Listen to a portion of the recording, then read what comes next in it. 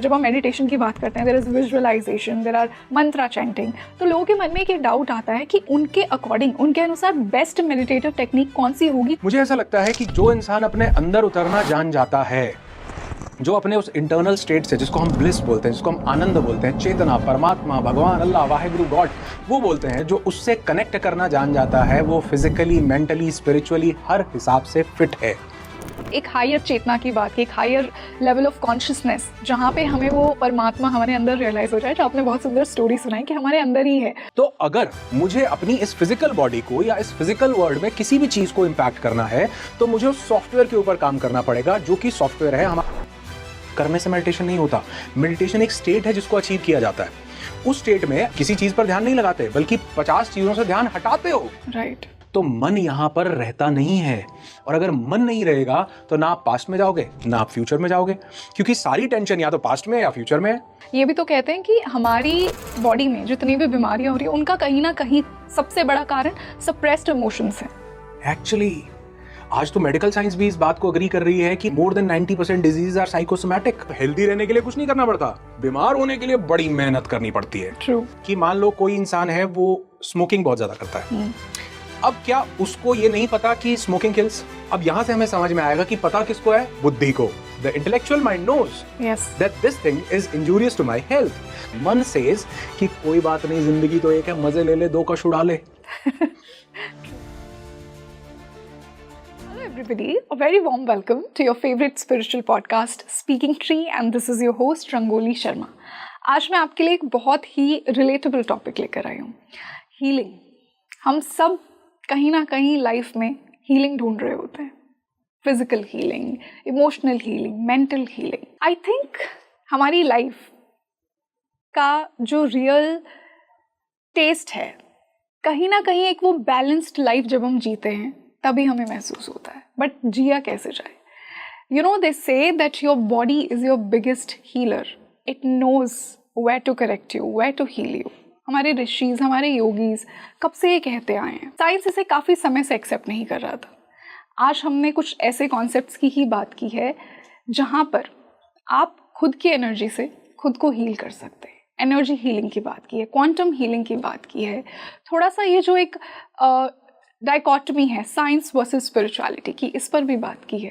तो अगर आपको लगता है कि कुछ लाइफ की ऐसी प्रॉब्लम्स हैं जिनसे आप बाहर नहीं निकल पा रहे हैं, खुद को हील नहीं कर पा रहे हैं, so this will be a very healing episode for you, I must say. और इसी डिस्कशन के लिए आज पहली बार हमारे साथ स्पीकिंग ट्री पर एक उतने ही होलिस्टिक हीलिंग एंथुजियास्ट मैं इन्हें कहूँगी, not a coach, as he says that he is always a learner. तो आज आपको बहुत मजा आने वाला है। First time, I would like to welcome on the show Anurag Rishi sir. So welcome to Speaking Tree. Thank you so much Rangoli, thank you, pleasure's all mine and thanks for having me here. And I guess कि हम पूरी कोशिश करेंगे जो आपने कहा उसके ऊपर हम आज कुछ पर्सपेक्टिव दे पाएं, तो it would be great. Great sir, our pleasure. और equally बहुत ही vibrant हमें feel हो रहा है in the studio with your energy, with your presence. Thank you. और उतना ही I think एक relatable topic आज हमने चुना है, healing. सर, आई थिंक जैसा मैंने कहा, कहीं ना कहीं हम सब लाइफ में ना वो हीलिंग ढूंढ रहे होते हैं। कोई वो फिजिकल हीलिंग ढूंढ रहा है, कोई इमोशनल हीलिंग ढूंढ रहा है, कोई मेंटल हीलिंग ढूंढ रहा है। So according to you, like from the perspective of a holistic wellness enthusiast, who is actually a very physically fit person, emotionally fit person, mentally fit person? क्योंकि कहीं ना कहीं ये थोड़ा सब्जेक्टिव भी हो जाता है। लोगों को लगता है कि if this is my weight, if you know, if I look a certain way, मैं फिजिकली फिट हूँ। और इमोशनली चाहे उनके अंदर कुछ और ही, यू नो, ओशंस हो सफरिंग के, बट लोग समझ नहीं पाते हैं। सो अकॉर्डिंग टू यू, मैं आपसे जानना चाहूँगी, क्या डेफिनेशन होगी एक फिट इंसान की in all these aspects that I just mentioned? मुझे ऐसा लगता है कि एक शब्द है, बड़ा ब्यूटीफुल वर्ड है, आनंद। ये खुशी नहीं है, ये मोह नहीं है, ये प्लेजर नहीं है, ये एक बड़ा खूबसूरत शब्द है। क्योंकि खुशी में आप किसी दूसरे पर डिपेंडेंट होते हो, किसी चीज़ पर, किसी सिचुएशन पर, किसी व्यक्ति पर, किसी परिस्थिति पर, कि मुझे ये मिल जाएगा तो मैं खुश हो जाऊंगा, मैं इतना कमा लूंगा तो मैं खुश हो जाऊंगा, मैं ये पालूंगा तो मैं खुश हो जाऊंगा। लेकिन आनंद जो है, ये आपके अंदर से आने वाली एक ऐसी चीज है जिसके लिए आपको किसी दूसरे पर डिपेंडेंट नहीं होना पड़ता। और हमने बहुत बार अपनी जिंदगी में, आपने, मैंने और जितने लोग भी सुन रहे हैं, इन्होंने कभी ना कभी इस आनंद को जरूर एक्सपीरियंस किया होगा कि कुछ नहीं मिला, सिर्फ अपने साथ बैठे हैं, लेकिन इतना पीस है, इतना रिलैक्सेशन है कि ऐसे लग रहा है कि ये जिंदगी, वो कोई गाना था ना कि ये यहीं थम जाए तो कोई गम नहीं है, मतलब यहाँ पे पल रुक जाए, कैद कर लो इनको। और आप नोट करोगे कि उसमें कुछ भी एक्सटर्नल फैक्टर्स उस जो ब्लिस है उसके लिए रिस्पॉन्सिबल नहीं है, वो कहीं अंदर से आ रहा है। हाँ, इंटरनली आती है। तो जैसे अभी आपने एक बोला कि हम कैसे वो जो खो चुके हैं, हम कैसे उसको ढूंढ सकते हैं, तो मैं एक छोटी सी स्टोरी इसमें बताना चाहूँगा जी। आई होप कि सबने ज़रूर सुनी होगी, आपने भी, लेकिन फिर भी मैं इसको यहाँ कोट करना चाहूँगा ताकि लोग इसका एक डीपर पर्सपेक्टिव समझ सकें। स्टोरी है, मतलब डोंट गेट इट अदरवाइज। कहते हैं एक बार जब भगवान ने इंसान को बनाया तो इंसान को बहुत सारी प्रॉब्लम्स होने लगी, तो वो अपनी प्रॉब्लम्स का सोल्यूशन पाने के लिए भगवान के पास जाते। तो भगवान जो है वो सोल्यूशन देते, लेकिन वो देते देते इतना परेशान हो गए, स्टोरी है अगेन आई एम सेइंग, कि उन्होंने ये सोचा कि यार ये तो अब लोगों की भीड़ बढ़ने लगी है, तो क्यों ना कहीं शिफ्ट हुआ जाए। तो वो जगह छोड़ करके किसी दूसरी जगह, गांव शहर से बाहर कहीं जाकर बस गए। अब लोग और बढ़ गए, लोगों ने कहा भगवान ढूंढो भगवान ढूंढो, तो वो ढूंढने के लिए वो गांव शहर से बाहर गए और उन्होंने भगवान को पकड़ लिया कि अब हमारी ये प्रॉब्लम, अब हमारी नौकरी लगवाओ, हमारी शादी करवाओ, हमारे बच्चे पैदा, हमारे ये करो। फिर पहुंच गए। भगवान ने कहा तो और भाई ये तो बहुत वो हो रहा है। तो उन्होंने क्या कहा, उन्होंने कहा कहीं दूर चलते हैं। तो वो पहाड़ों में ऊपर जाके बैठ गए। अब लोग पहाड़ों में भी चढ़ने लगे, वो पहाड़ों पे भी पहुंच गए। तो जब वहां भी भीड़ बढ़ने लगी तो भगवान ने अब सोचा कि अब कहाँ जाया जाए। तो भगवान ने, कहते हैं, डिस्कशन किया होगा, बहुत से लोगों से पूछा होगा कि अब ये सब यहाँ पहुंचे जा रहे हैं, तो कहाँ ऐसी जगह ढूंढें जहां पर इनका जाना बहुत मुश्किल हो। तो कहते हैं भगवान ने फिर डिसाइड किया कि मैं इस इंसान के अंदर जाकर बैठ जाता हूँ। ये सब जगह ढूंढेगा लेकिन अपने अंदर कभी नहीं उतरेगा, और जो अपने अंदर उतरेगा वो हर बात का जवाब, हर प्रॉब्लम का सोल्यूशन, हर बीमारी का इलाज अपने अंदर ही खोज लेगा। अब आज जिस चीज़ को हम सब्जेक्टिव बोल रहे हैं कि किसी के लिए ये फिजिकल हेल्थ के कोई और मेजरेबल मापदंड हो सकते हैं, मेंटल हेल्थ के कुछ और हो सकते हैं, मुझे ऐसा लगता है कि जो इंसान अपने अंदर उतरना जान जाता है, जो अपने उस इंटरनल स्टेट से, जिसको हम ब्लिस बोलते हैं, जिसको हम आनंद बोलते हैं, चेतना, परमात्मा, भगवान, अल्लाह, वाहेगुरु, गॉड, वो बोलते हैं, जो उससे कनेक्ट करना जान जाता है, वो फिजिकली, मेंटली, स्पिरिचुअली हर हिसाब से फिट है। क्योंकि बाकी सब चीजें, अभी हमने रिसेंटली भी देखा, हेल्थ का कोई मापदंड नहीं है। आप मतलब आप ये देखोगे कि कोई इंसान सोच रहा है कि मैं तो जिम जाता हूं या मैंने तो बॉडी बिल्ड कर लिया, तो वो हो सकता है कि वो, अभी बहुत से लोगों को हम देख रहे हैं 40 की एज में भी हार्ट अटैक्स आ रहे हैं। तो क्या एक फिजिकल टोन्ड बॉडी होना एक फिटनेस का मापदंड है? नहीं, बिल्कुल भी नहीं है। क्या बहुत ज्यादा ओबीज होना मतलब गलत है या ठीक? तो हम किसी भी चीज के कंक्लूजन पे नहीं पहुंच सकते। एक्चुअल में आप देखो तो लाइफ को चलाने के लिए एक एनर्जी की जरूरत है। लाइफ के ब्यूटिफिकेशन के लिए एक एनर्जी की जरूरत है। और लाइफ में सिर्फ फिजिकल बॉडी नहीं है, मेंटल बॉडी है, हमारा माइंड है, लोग हैं, स्पिरिचुअल लाइफ है, फाइनेंशियल लाइफ है, करियर है, सक्सेस है। इस सब को बैलेंस करता है जो व्यक्ति अपने अंदर उतरता है। मैं एक शेर मुझे याद आता है, पंजाबी में है लेकिन मैं इसको थोड़ा सिंप्लीफाई करके बताता हूँ, लोग इससे जरूर रिलेट करेंगे। And this is one of the my favourite lines. वो कहते हैं कि चारे पास से नेरा सी, कहते हैं चारों तरफ अंधेरा था, बीच में दिए जलते रहे। चारों तरफ अंधेरा था, बीच में दिए जलते रहे, ये दुनिया उनको ढूंढती है जो खुद को ढूंढते रहे। ब्यूटीफुल। जिसने अपने अंदर उतरे, जिसने अपने अंदर बैठे उस परमात्मा को जाना, उसने परमात्मा की बनाई हर चीज को जान लिया, हर चीज को ब्यूटिफाई कर लिया, हर चीज से प्यार करने लग गया। और ये जो मोहब्बत है, ये जो प्यार है, ये मतलब हम बाहर जो भी कुछ कर रहे हैं, ये मोह है, ये डिपेंडेंट है। तुम ऐसा करोगे तो मेरा प्यार है, अदरवाइज मेरा प्यार नहीं है। ये मुझे मिलेगा तो मेरा प्यार है। मतलब मैं, ये हार्श लाइंस हैं लेकिन मैं बोलता हूं, nobody loves you, they only love what you are giving them. And love is all about giving after all. So अगर आप वो देना बंद करो, there is no love. Yes. अगर कोई इंसान अपने अंदर उतरता है तो वो ये जान पाता है कि बिना कुछ किए मोहब्बत है, आनंद है, बड़ी ब्यूटिफिकेशन हो रखी है अंदर ही अंदर, एकदम ब्लिस की फीलिंग आ रही है जो कहीं किसी और जगह पर जाकर नहीं मिलता है। तो मुझे लगता है कि एक इंसान mentally, physically, spiritually, socially, financially हर लिहाज से वो फिट हो जाता है जब वो अपने उस इंटरनल स्टेट से कनेक्ट करने लगता है जिसने उसको बनाया है। सर उससे कनेक्ट कैसे किया जाए? जो आपने ये एक हायर चेतना की बात की, एक हायर लेवल ऑफ कॉन्शियसनेस, जहाँ पे हमें वो परमात्मा हमारे अंदर रियलाइज हो जाए, जो आपने बहुत सुंदर स्टोरी सुनाई कि हमारे अंदर ही है और वहीं हम नहीं ढूंढते हैं, तो कनेक्ट कैसे किया जाए उस कॉन्शियसनेस से? रंगोली देखो, हम एक फ़ोन की बात करते हैं, आपके पास एक फ़ोन रखा हुआ है। अगर हम इस फ़ोन को देखें तो इस फ़ोन में एक हार्डवेयर है और एक सॉफ्टवेयर है। अगर मुझे इस फ़ोन की प्रोग्रामिंग को बदलना है, मतलब ये कैसे ऑपरेट करे, कैसे काम करे, ये मतलब किस किस ऐप के साथ कनेक्ट करे, जैसे हम लोगों के साथ कनेक्ट कर रहे हैं, ये किस किस डायमेंशन पे वर्क करे, तो हमें इसके हार्डवेयर से ज़्यादा इसके सॉफ्टवेयर के ऊपर काम करना पड़ेगा। हमें इसका ऑपरेटिंग सिस्टम चेंज या इसमें ऐप्स इंस्टॉल या सब कुछ करना पड़ेगा। ठीक वैसे ही अपने उस इंटरनल लेयर से कनेक्ट करने के लिए हमें अपने सॉफ्टवेयर के ऊपर काम करना पड़ेगा। अब तैत्तरीय उपनिषद, तत्वबोध और विवेक चूड़ामणि, जो कि आदिगुरु शंकराचार्य के लिखे ग्रंथ हैं, उसमें उन्होंने अद्वैत में एक बड़ी खूबसूरत चीज़ बताई। मानवता के लिए सबसे बड़ी चीज़ उन्होंने दी, उन्होंने कहा कि we are not just a body, हम 5 लेयर्स से बने हैं। अन्नमय कोश, प्राणमय कोश, मनोमय कोश, विज्ञानमय कोश और आनंदमय कोश। अन्नमय कोश मीन्स दिस फिजिकल बॉडी। प्राणमय कोश इज द एनर्जी बॉडी, जहां पर हमारी सांसें, हमारा प्राण प्रवाह हो रहा है। मनोमय कोश इज द मेंटल बॉडी, जहां पर हमारे मन, हमारा अहंकार, ये सब प्रवाह हो रहा है। विज्ञानमय कोश is the intellectual body and आनंदमय कोश इज द ब्लिस, जो सबसे कोर लेयर है, डीपेस्ट लेयर है।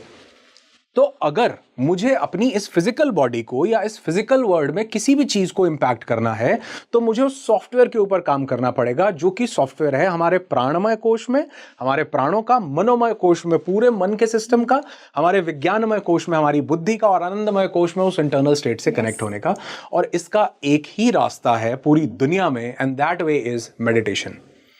उसके अलग अलग प्रकार हो सकते हैं, अलग अलग तरीके हो सकते हैं। हर टीचर, हर लर्नर की अपनी पर्सपेक्टिव और अपनी समझ हो सकती है, लेकिन तरीका एक ही है कि आप मेडिटेटिव स्टेट को जब एक्सपीरियंस करते हैं तो आप इन सभी इंटरनल सॉफ्टवेयर से कनेक्ट होते हैं। और न सिर्फ कनेक्ट होते हैं, क्योंकि जैसे अभी आपने बोला कि क्या खो गया है, खोया कुछ भी नहीं है, सिर्फ हमारा कनेक्शन उसके साथ टूट गया है। तो अगर हम अपना मेडिटेटिव स्टेट को एक्सपीरियंस करके अपना ध्यान उस इंटरनल सॉफ्टवेयर पर लेकर के जाएं, तो हम बाहर चलने वाली किसी भी ऐप को, किसी भी प्रोग्रामिंग को, किसी भी चीज को बदल सकते हैं। और उसके लिए एकमात्र रास्ता है ध्यान, meditations, that's it. Sir rightly as you said कि meditation is a great tool जिससे हम खुद से कनेक्ट कर सकते हैं। अब हम एक बहुत बिजी लाइफ जी रहे हैं, specially the times that we are living in. इतना हमारी एनर्जी दूसरों की तरफ जा रही है, खुद के लिए हमारे पास टाइम नहीं है। We are doing a 9 to 5, we are spending so much of our energy. और जो खुद से कनेक्शन बिल्ड हमें करना चाहिए, जो खुद के साथ टाइम हमें स्पेंड करना चाहिए, वो नहीं हो पाता है। तो स्पेशली जब हमारे पास इतने ऑप्शंस भी हैं, जब हम मेडिटेशन की बात करते हैं, there is visualization, there are mantra chanting, तो लोगों के मन में एक डाउट आता है कि उनके अकॉर्डिंग, उनके अनुसार बेस्ट मेडिटेटिव टेक्निक कौन सी होगी, जो कि स्पेशली वो अपनी इतनी बिजी लाइफ में जिसे एक पार्ट बना सकते हैं। तो स्पेशली मेरा क्वेश्चन उन लोगों के लिए who are living a very busy life. Amazing. और मैं ये एक चीज़ बताता हूँ, और लोग बोलते हैं कि सर इस एक चीज़ ने हमारी बिजी लाइफ को इतना ब्यूटीफुल कर दिया कि अब हम बिजी महसूस ही नहीं करते हैं। ये सिर्फ एक चीज़ है, जैसे आपने बोला कि दूसरे लोग हैं, हमारा ध्यान दूसरों पे है, हमारा बाहर सब जगह, पूरी जगह ध्यान जा रहा है। सब कुछ ऐसे ही रहने दो, कुछ टाइम मत निकालो, किसी चीज़ के ऊपर कुछ करने की ज़रूरत नहीं है। सिर्फ एक काम करना है कि जो कर रहे हो, मान लो मैं आपके ऊपर ध्यान दे रहा हूँ, तो मैं आप ही के ऊपर ध्यान दूँ। मैं पास्ट में ना जाऊं, मैं फ्यूचर में ना जाऊं। एक है कर्ता और एक है क्रिया। मैं कहता हूं कि जो करने का भाव है, जैसे मैं आपको देख रहा हूं, मैं कौन हूं? मैं दृष्टा हूं, देखने वाला। और आप कौन हो? आप वो हो जिसको ये दृष्टा देख रहा है। तो दृष्टा और देखे जाने वाली चीज एक ही हो जाए। जैसे आप मुझे सुन रहे हो तो सिर्फ सुनना ही हो जाओ, आप देख रहे हो तो देखना ही हो जाओ, आप सिर हिला रहे हो तो हिलाना ही हो जाओ, आप पलकें झपका रहे हो तो पलकें झपकाना ही हो जाओ। मतलब जब आप जिस क्रिया में हो, अगर आप वही हो जाते हो तो आपका पूरा ध्यान प्रेजेंट मोमेंट में आ जाता है, आपका ध्यान भटकता नहीं है। मेडिटेशन जो एक, जिसको हम लोग बोलते हैं कि मेडिटेशन हमें करना पड़े, करने से मेडिटेशन नहीं होता। मेडिटेशन एक स्टेट है जिसको अचीव किया जाता है। उस स्टेट में आप बल्कि करते किसी चीज पर ध्यान नहीं लगाते, बल्कि 50 चीजों से ध्यान हटाते हो। राइट। अगर आप ये फोकस करोगे कि मैं इस कप पे ध्यान लगाऊं तो 1 मिनट से ज़्यादा आप ध्यान नहीं लगा पाओगे। लेकिन अगर आप ये देखोगे कि मैं अपनी सेंसेस को बंद करके ध्यान हटा लूं, शून्य में हो जाऊं, तो आपको ध्यान लगाना नहीं पड़ेगा, ऑटोमेटिकली लग जाएगा। तो इसलिए जब आप बहुत ज़्यादा बिजी हो, आप जो काम कर रहे हो वही हो जाओ ना। आप देखोगे जितनी भी लाइफ में कियोस है, किसी लेवल पर, फाइनेंशियल लेवल पर, फिजिकल लेवल पर, मेंटल लेवल पर, ये सब कियोस का एक ही कारण है, और उस कारण का नाम है हमारा मन। Sir, what if life demands you to be a multitasker? हाँ, nobody can be a multitasker. It's a myth. It's a myth. At one point of time, you cannot perform 2 tasks. एक टास्क ऑटोमेटेड होगा तो आप दूसरा कर पाओगे, otherwise नहीं। जैसे let me give you an example. आप सांस ले रहे हो, हाँ ऑब्वियसली ले रहे हो, that's why we are sitting here and talking. आप ले रहे हो। अब मैं आपको बोलूं कि ये सांस जो है, जो आपकी सांस या हम सब की सांस आज के टाइम में इतनी शैलो हो चुकी है कि जो ब्रेथ हमारी 10 सेकेंड्स, 8 सेकेंड्स, 12 सेकेंड्स तक जानी चाहिए थी, ये ओनली 1 और 2 सेकेंड का इनहेल है और 1 सेकेंड का एक्सहेल है। मीन्स 2 सेकेंड्स में हम अपनी पूरी सांस इनहेल एक्सहेल खत्म कर दे रहे हैं, क्योंकि ये ऑटोमेटेड है। So we are not giving a damn to it कि ठीक है अपने आप चल रही है। बट व्हाट इफ आई से कि अभी आप एक काम करो कि आपकी सांस जो 1 सेकंड में इनहेल हो रहा है और 1 सेकंड में एक्सहेल हो रहा है, let's convert it into a 5 second task. So 5 second का इनहेल करो एंड 5 का ही एक्सहेल करो। डीप ब्रीदिंग, जैसे बच्चा करता है। हाँ, जैसे बच्चा करता है। लेट अस डू इट, ठीक है। तो 5 सेकंड्स तक हम इनहेल करेंगे, 1 2 3 4 5, 5 का एक्सहेल, 5 4 3 2 1। मैं ब्रीदिंग नहीं करवा रहा था, मैं एक चीज आपसे पूछना चाहता हूं कि क्या ये जो आप जब ब्रीदिंग पे फोकस कर रहे थे, क्या आपका दिमाग इधर उधर जा रहा था? No. क्या आपके मन में विचार आ रहे थे? No, actually I felt so calm. हाँ, automatically. So this 10 seconds, if this 10 seconds can give you this calm state, अगर आप इसी स्टेट को परमानेंट कर लो। अब ये आपने क्या, इसमें सांसों को छोड़ देते हैं 2 मिनट के लिए। इसमें क्या हुआ, आपने सब जगह से ध्यान हटा के एक जगह पे केंद्रित किया। अगर वही ध्यान अभी जब हम बात कर रहे हैं तो सिर्फ आप बात पर केंद्रित करो तो वो भी तो मेडिटेशन हो गया। अगर हम अभी यहाँ बैठे हैं और यहाँ एसी की आवाज आ रही है, अगर मैं अभी चुप होता हूं और आप अपना ध्यान इस एसी की आवाज पे केंद्रित करो तो That would be a meditation. क्या कोई विचार आ रहा है? नहीं आ रहा। तो अगर इसको थोड़ा नेक्स्ट लेवल पे लेके जाएं तो हम डेली रूटीन में 500 काम कर रहे हैं। आपने बोला ना 9 to 5 टाइम नहीं है, ये नहीं है, वो नहीं। तो हम जो भी कुछ काम कर रहे हैं, अगर हम उसी काम को ही करें तो वो मेडिटेशन है। हम ब्रश करते हैं, थॉट्स पता नहीं कहाँ चल रहे हैं। हम नहा रहे हैं, थॉट्स पता नहीं कहाँ चल रहे हैं। आप आ रहे हो ड्राइव करके, कहीं से भी आ रहे हो, ये यहाँ ऐसे वो। अगर आप जो जिस मोमेंट में हो, अगर उसी मोमेंट में हो जाओ, सुन रहे हो तो सुनना हो जाओ, देख रहे हो तो देखना हो जाओ, तो मन यहाँ पर रहता नहीं है। और अगर मन नहीं रहेगा तो ना आप पास्ट में जाओगे ना आप फ्यूचर में जाओगे, क्योंकि सारी टेंशन या तो पास्ट में या फ्यूचर में है। प्रेजेंट मोमेंट में जब आप कोई काम कर रहे हो कोई टेंशन नहीं है, इसमें आनंद है, इसमें ब्यूटिफिकेशन है, इसमें ब्लिस है। तो एक छोटा सा चेंज अगर हम लेके आए, वो लोग जो 9 to 5 या वो लोग जिनको लगता है लाइफ बहुत ही कियोस बन चुकी है, सब कुछ क्योटिक है, सिर्फ दिन में कुछ समय ऐसा निकालो जब आप, इसको हम बोलते हैं माइंडफुलनेस प्रैक्टिस करो। आप माइंडफुल रहो चीजों को लेके कि अच्छा मैं चाय पी रहा हूं तो मैं चाय पी रहा हूं, अच्छा मैं पानी पी रहा हूं तो पानी पी रहा हूं। Like become the observer, becoming mindful. आप माइंडफुल रहोगे तो आप देखोगे आप ऑटोमेटिकली मेडिटेटिव स्टेट में एंटर कर गए। और ये इससे बड़ी कोई चीज़ नहीं है, ये भी अपने आप में एक मेडिटेशन है। और जब आप 10, 15, 20 दिन लगातार ये माइंडफुलनेस प्रैक्टिस करोगे ना, तो आपकी चेतना जिसके साथ आपने डीपली कनेक्ट किया है, क्योंकि when you are not connected with anything else, so you are connected with yourself. True. Which you are already, but you are not realizing it because of certain chaos in your life. तो अगर उस chaos से disconnect होता ना तो पता लगता है मैं ही ओहो I'm in a deep blissful state. Cherish कर रहा हूं मैं इस पल को। तो ये प्रेजेंट मोमेंट में आना मुझे लगता है लोगों की लाइफ को ट्रेमेंडसली चेंज कर सकता है। तो आज के बाद वो 9 to 5 वाले लोग या वो लोग जो बहुत बिजी हैं, ड्राइव कर रहे हो सिर्फ ड्राइव ही करो, उस पर पूरा ध्यान। चल रहे हो चलो, खाना खा रहे हो तो सिर्फ ये सोचो कि खाना ही खाना है, और कुछ बचे ही ना। This can change their entire life with in months. तो सर हमने ये जो कनेक्शन समझा, इसके बाद एक और मैं बात करना चाहूंगी, हीलिंग, जिसके ऊपर हमारा ये पॉडकास्ट भी बेस्ड है कहीं ना कहीं। यू नो, दे से कि your body is your biggest healer, but हम ये बात रिकग्नाइज नहीं कर पाते हैं, रियलाइज़ नहीं कर पाते हैं। और उसी के साथ आपने मुझे एक टर्म का नाम बताया, क्वांटम हीलिंग। जहाँ कहीं ना कहीं एनर्जी हीलिंग होती है। तो मैं इन दोनों का कनेक्शन समझना चाहूँगी और साथ ही साथ what exactly is quantum healing for my viewers. देखिए, सबसे पहले तो हम ये जो बॉडी अपने आप को कैसे हील कर लेती है, हम इस कॉन्सेप्ट को थोड़ा सा डिकोड करने की कोशिश करते हैं। अभी आप देखो, जो भी व्यक्ति, जो भी इंसान हेल्दी है, मतलब उसमें कोई किसी तरह की डिजीज नहीं है, कोई ना कोई तो ऐसा होगा ही जिसमें कोई चैलेंज नहीं है, कोई मेंटल इश्यूज नहीं है, कोई फाइनेंशियल इश्यूज नहीं है, कोई हर लेवल पे हील्ड है। तो उसको ये करने के लिए उसकी बॉडी को क्या करना पड़ रहा है? कुछ भी नहीं, उसकी बॉडी एक नेचुरल स्टेट में है। यानी हमें एक चीज समझ में आती है कि हमारी body itself is a pharmacy of chemicals. हम केमिकल लो चाहें, हमारी बॉडी वो सब केमिकल्स प्रोड्यूस कर रही है, वो सब प्रोटीन प्रोड्यूस कर रही है जिससे वो एक हेल्दी स्टेट को मेंटेन करके रख सके। अब ये करने के लिए उसको क्या एक्स्ट्रा करना पड़ रहा है? कुछ भी नहीं। इनफैक्ट एक्स्ट्रा करने से हम डिजीज में जा रहे हैं। मतलब हेल्दी रहने के लिए कुछ नहीं करना पड़ता, बीमार होने के लिए बहुत कुछ करना पड़ता है। अगर आपके पास कोई थॉट नहीं है, आपका मन शांत है, तो आप एक हेल्दी स्टेट में हो। लेकिन बीमार होने के लिए मन को पागल करना पड़ेगा, इसको पास्ट में, इसको फ्यूचर में, इसको पेनफुल मेमोरीज पे, इसको लोगों पे, इसको बाहर की दुनिया पे लेके जाना पड़ेगा। तो हमारी बॉडी एक स्टेट में रहती है जिस स्टेट को हम लोग बोलते हैं homeostasis.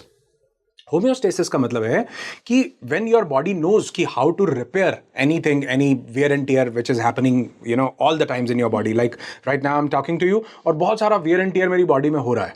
So if I am in a state of homeostasis, तो होम्योस्टेसिस में मेरी बॉडी अपने आप उस वियर एंड टियर को रिपेयर करना जानती है। मेरी बॉडी हर वो एंटीबॉडी प्रोड्यूस करना जानती है जिससे कोई भी पैथोजन, कोई भी वायरस, कोई भी बैक्टीरिया, सब कुछ किल हो सकता है। Body is very intelligent. इसको बनाया गया तो ये स्टेट के साथ बनाया गया कि होम्योस्टेसिस में you can recover from anything and you can protect this human body from any disease, any bacteria, any virus.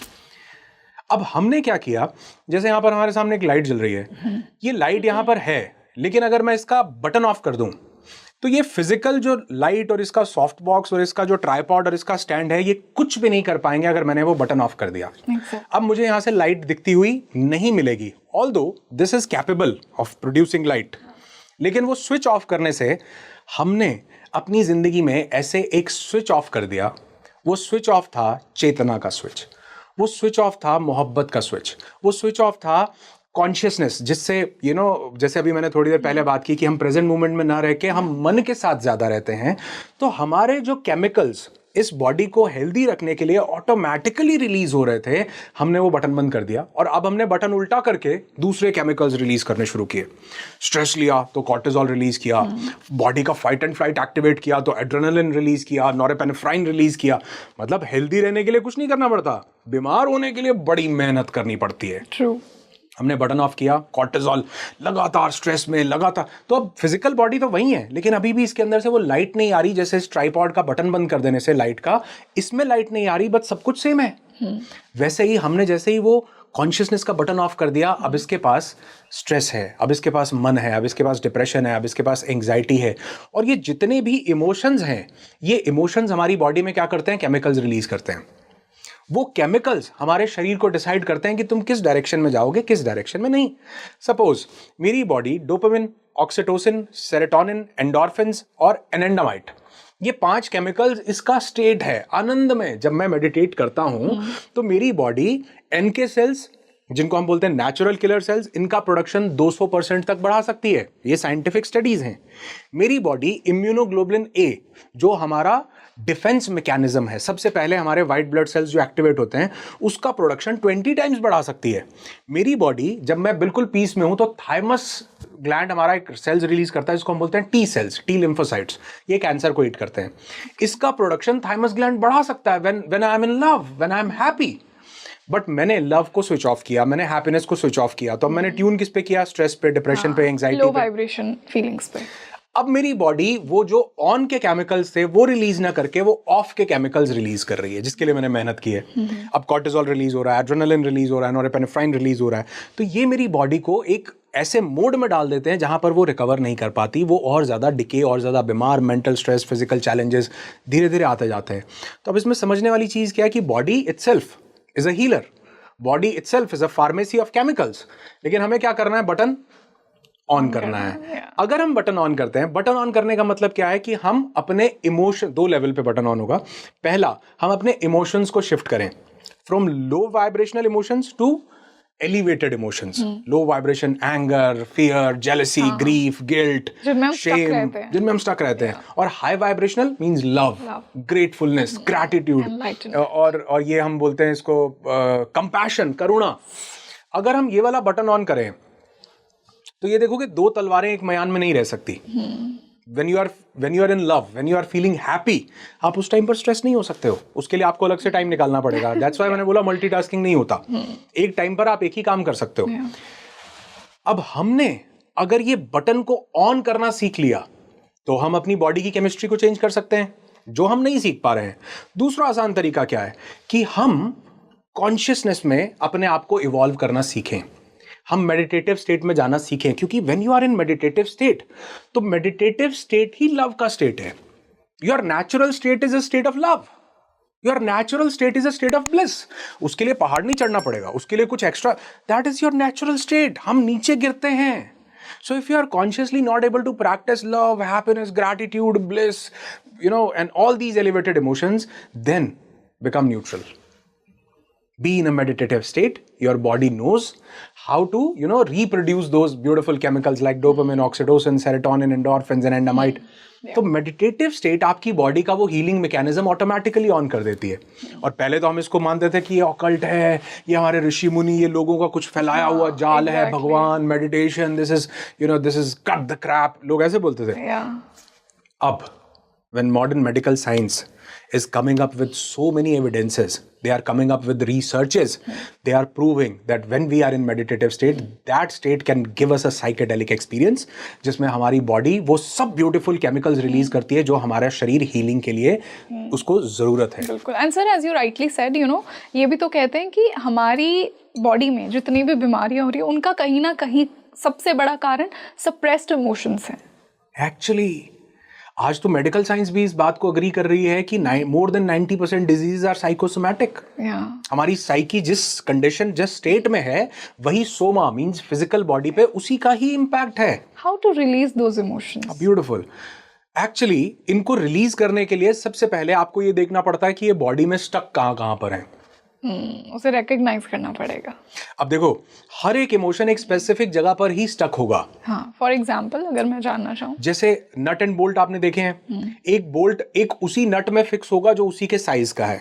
ठीक वैसे ही हमारे बॉडी में हमारी जो, जैसे अभी हमने स्टार्टिंग में बात की ना, हमारे पास 5 लेयर्स हैं. अन्नमय कोश, देन प्राणमय कोश. तो ये जो प्राणमय कोश, जो सॉफ्टवेयर की सबसे पहली लेयर है, इस सॉफ्टवेयर में हमारे पास 7 एनर्जी सेंटर्स हैं जिनको हम 7 चक्र बोलते हैं. फ्रॉम मूलाधार टू सहस्त्रार, 7 एनर्जी सेंटर्स. ये एनर्जी सेंटर्स जो हमारी इलेक्ट्रिक बॉडी में हैं, ये हमारी फिजिकल बॉडी के कुछ ग्लैंड से एसोसिएटेड हैं. जैसे हमारा जो सहस्त्रार है, इसको हम पिट्यूटरी ग्लैंड से एसोसिएटेड मानते हैं. हमारा जो थर्ड आई चक्र है, इसको हम पीनियल ग्लैंड से एसोसिएटेड मानते हैं. जैसे हमारा थ्रोट चक्र है, इसको हम लोग थायराइड ग्लैंड से एसोसिएटेड मानते हैं. ऐसे हमारे हार्ट चक्र को हम लोग हमारे थाइमस ग्लैंड से एसोसिएट. तो हर एक चक्र एक ग्लैंड से एसोसिएटेड है. अब हर एक चक्र एक भावनात्मक स्तर पर अपने कुछ इमोशंस को कैरी करता है. जैसे सेफ्टी, सिक्योरिटी, लाइफ में सर्टेनिटी, ये सब कहाँ है? मूलाधार में. तो अगर आपका कोई भी इमोशन सेफ्टी, सिक्योरिटी, लाइफ की अनसर्टेनिटी से रिलेटेड है तो वो कहाँ स्टक होगा? मूलाधार में, रूट चक्र में. अब रूट चक्र से रिलेटेड ग्लैंड्स कौन से हैं? आपके इंटेस्टाइन है, आपकी रिप्रोडक्टिव ग्लैंड्स हैं, मेल्स में टेस्टिस हैं, फीमेल में ओवरीज हैं, या हमारे जेनेटिकल जितने भी ऑर्गन्स, यहाँ पे रिलेटेड दिक्कत होगी. तो अब वो बॉडी में उसी जगह पर स्टक है. जैसे मैं बोलता हूँ एंगर है, ये कहाँ से? ये हमारे हार्ट रीजन में स्टक रहता है. तो ये किस पे इंपैक्ट डालता है? हार्ट पे, लिवर पे. आप देखोगे जो लोग बहुत गुस्सा करते हैं उनका फैटी लिवर बहुत जल्दी हो जाता है. वो अल्कोहल नहीं लेते, सिगरेट नहीं पीते, लेकिन फिर भी NAFLD बोलते हैं हम इसको, non alcoholic fatty liver disease.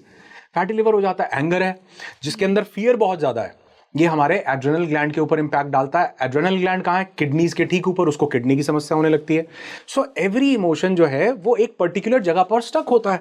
अब आपका सवाल ये आएगा कि हम कैसे ढूंढें कि हमारा कौन सा इमोशन कहाँ स्टक है. एग्जैक्टली. तो हमारे लिए ये आइडेंटिफाई करना थोड़ा मुश्किल होता है. इसके लिए हम अलाउ करते हैं कुछ एक मेडिटेशन टेक्निक्स को, जिसमें एक हमारा, जैसे मैंने बताया था, हमारा एक रिट्रीट होता है नो दाई सेल्फ. इसमें हमारी सबसे पहली टेक्निक होती है, उसको हम बोलते हैं रिदमिक रिलीज मेडिटेशन. कि इंसान अपनी बॉडी से पहले तो डिटैच हो जाए। जब तक हम बॉडी से अटैच हैं हम उन इमोशंस को देख नहीं पाएंगे, क्योंकि वो बॉडी में कहां से आ रहे हैं, हमारे सॉफ्टवेयर पार्ट से, विच इज द प्राणमय कोश एंड मनोमय कोश। तो अगर हम बॉडी से इतने ज्यादा अटैच हैं, जैसे मैं आपको एक एग्जांपल देता हूं, मान लीजिए हमारे पास यहाँ कोई बुक है, वो बुक रखी हुई है और मैं वो बुक आपके पास आपको दूं और आपके यहाँ पर ऐसे रख दूं और आपको कहूं इस बुक को पढ़ो, तो आप पढ़ पाएंगे? नहीं। अगर मैं उसको यहाँ से यहाँ पर करूं और मैं बोलूं कि इसको पढ़ें, तो आप कहोगे पढ़ पाते हैं। क्यों? क्योंकि अब आपका उससे डिस्टेंस हो गया। किसी चीज को क्लैरिटी से देखने के लिए उसमें डिस्टेंस जरूरी है। जैसे लोग रिलेशनशिप्स में भी बोलते हैं, जब थोड़ा डिस्टेंस आता है ना तो प्यार बढ़ता है। क्यों प्यार बढ़ता है? क्योंकि अब आप if and but, pros and cons, good and bad, आप एक डिस्टेंस से ऑब्जर्व कर पा रहे हो। Now you are not that emotionally attached to that person या उस पर्टिकुलर इमोशनल स्टेट से। वैसे ही जब हम रिदमिक रिलीज मेडिटेशन करते हैं तो हम अपने बॉडी से थोड़ा डिटैच होते हैं। उस मेडिटेशन का सबसे बड़ा प्रोसेस बताता हूं जो लोग अपने घर पे भी कर सकते हैं। वो प्रोसेस ये है कि पहले 5 मिनट आप ब्रीद करो, एक्सटेंसिव ब्रीदिंग, कियोटिक ब्रीदिंग, मतलब इतनी तेज तेज, जिसको हम एक प्राणायाम भी बोलते हैं, उसको बोलते हैं भस्त्रिका। भस्त्रिका, ओके। जिसमें हम ऐसा करके बहुत तेज तेज सांस लेते हैं। तो 5 से 10 मिनट भस्त्रिका प्राणायाम कीजिए और 5-10 मिनट के बाद भस्त्रिका प्राणायाम करने के बाद स्टिल हो जाओ। स्टिल, जैसे हम बोलते हैं स्टैचू हो जाओ, बिल्कुल फ्रीज। और कम से कम 15 मिनट फ्रीज रहो। तो इस 15 मिनट में पहले 2-3 मिनट तो बॉडी बोलेगी कि भाई मेरे को देखो, मेरे पैर में दर्द हो रहा है, मेरे सांस बहुत तेज चल रही है, मैंने हाथों से भस्त्रिका किया, मेरे हाथों में दर्द हो रहा है। बॉडी आपको खींचेगी, बुलाएगी। और अगर वो 5 मिनट आपने उसको रेजिस्ट किया कि मैं तो फ्रीज हूं, कर ले जो करना है, I am not going to pay any kind of attention to you, I am freeze. Body बोलेगी सांसें बड़ी तेज चल रही हैं, हार्ट बीट बहुत तेज है, एक बार देखो, ध्यान से देखो, खड़ा नहीं हुआ जा रहा, फ्रीज है, तेरे हाथ यहाँ रुके हुए हैं, इसको नीचे करना पड़ेगा। आप बोलो कुछ नहीं हो सकता, आई एम फ्रीज। क्या होगा फिर इससे? आप बॉडी से, जो बॉडी आपको वापस बुला रही थी, आपका उससे थोड़ा सा ये होगा, उससे डिस्कनेक्शन। आप थोड़ा दूर हो जाते हो, क्योंकि आप बॉडी की से अटैच नहीं, बॉडी आपको बुला रही है कि सांसों पे ध्यान दो, हार्ट बीट तेज हो रही है, ये हो रहा है, आप कहते हो मैं नहीं देखता, मैं तो फ्रीज हूं, न्यूट्रल। और इस टाइम पर आपको कुछ विचार भी नहीं आएंगे। 5 मिनट के बाद आप देखोगे कोई थॉट नहीं है, you are still, you are freeze, you are in a neutral state. और इसके बाद एक प्रोसेस होता है, हम उसको बोलते हैं soul flow. Soul flow, okay. ये जो शमन्स होते थे ना, जो शामनिक कल्चर में सोल फ्लो का बड़ा एक इंपॉर्टेंस था। तिब्बतन मेडिटेशंस में इसका बड़ा इंपॉर्टेंस था। इसमें हम क्या करते हैं? इसमें हम करते हैं डांस। कैसा? Dance of celebration. Means close your eyes. इस पूरे प्रोसेस में हमने आंखें नहीं खोलनी, कुछ नहीं करना, close your eyes and just be with it, flow with the flow. मतलब जब आप फ्रीज रहे तो अपनी बॉडी को अलाउ करो कि वो क्या एक्शन करना चाहती है। आपकी सोल फ्लो करेगी, क्योंकि now you are not attached with your body, क्योंकि आपने पिछले 15 मिनट से बॉडी की सुनी नहीं है। You are not attached with it. आप किससे अटैच हुए हो अब? अपने इंटरनल सेल्फ से, अपने प्राणमय और अपने मनोमय कोश से। तो आप सोल फ्लो करो 5-10 मिनट। अब यहां पर लोग कहते हैं यार कोई देखेगा, कोई घर वाले देखेंगे, कोई जज करेंगे। इसलिए मैं बोलता हूं आराम से रूम बंद करो, घर वालों को बोलो मैं मेडिटेट कर रहा हूं, आधा घंटा मुझे डिस्टर्ब नहीं करना। जब आप ये सोल फ्लो करते हो, आप नाचते हो, आपके अंदर का बच्चा जाग जाता है, खुश हो जाता है, मस्ती में आ जाता है, इतनी पीस में आता है कि वो इतने ब्यूटीफुल केमिकल्स रिलीज करने लगता है, इतने ब्यूटीफुल कि आप अपनी बॉडी में उस समय महसूस कर पाते हो कि शरीर में अब भारीपन कहाँ है, यहाँ है, यहाँ है, यहाँ पर आ रहा है, यहाँ पर आ रहा है। आपको पता चल जाता है कि ये इमोशंस कहाँ स्टक हैं। जहां स्टक हैं, फिर उस जगह पर आप ध्यान लगा करके बैठ जाते हो। छोटा सा process, it will take 30 minutes of yours. लेकिन ये 30 मिनट्स में आप देखोगे कि अगर मुझे सिर में यहाँ पर भारीपन हो रहा है, मैंने सोल फ्लो किया और सोल फ्लो के बाद मैंने देखा कि अब मेरा भारीपन यहाँ है, तो मैं आराम से बैठ गया और मैंने सिर्फ ध्यान को यहाँ लगाया। मैं अपनी सांसों को यहाँ लेके गया, ये लंग्स में जाएंगी, लंग्स से बाहर आएंगी, लेकिन मुझे भाव ऐसा करना है, इमोशन ऐसा देना है कि मेरी सांसें इस एरिया में जा रही हैं।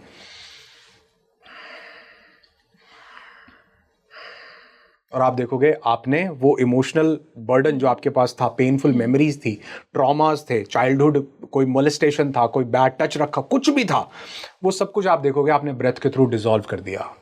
तो 2-3 बार जब आप ये प्रोसेस करते हो, आप देखते हो बॉडी में अब कोई वो इमोशन स्टक ही नहीं है, बॉडी बिल्कुल लाइट है, बॉडी बिल्कुल, तो वो जो प्रोग्रामिंग हो रखी थी सबकॉन्शियसली, उसको आपने यूं निकाल दिया जस्ट बाय इमोशनल रिलीज। हाँ, आप इमोशनल रिलीज बोल सकते हो एक्चुअल में, लेकिन हमने एक पूरा पहले, ये इतना साइंटिफिक प्रोसेस है, इसमें हमने एक रिदम क्रिएट किया है। पहले हमने अपने प्राण वायु को इतना तेज किया कि शरीर बताए कि मैं हूं। फिर जब शरीर बताने लगा कि मैं हूं, तो हमने कहा हम नहीं देखते तुझे, हम तू करता रह जो। फिर शरीर चिल्लाता है कि मैं हूं, मुझे देखो, मुझे दर्द हो रही है, मेरी सांसें तेज हो रही हैं, मैं स्टक हो गया हूं, मैं स्टैचू हो गया हूं। आप कहते हो मैं नहीं देखता तुझे। 15 मिनट में ये भाव आता है, now you are detached with your body and you are in your mental body.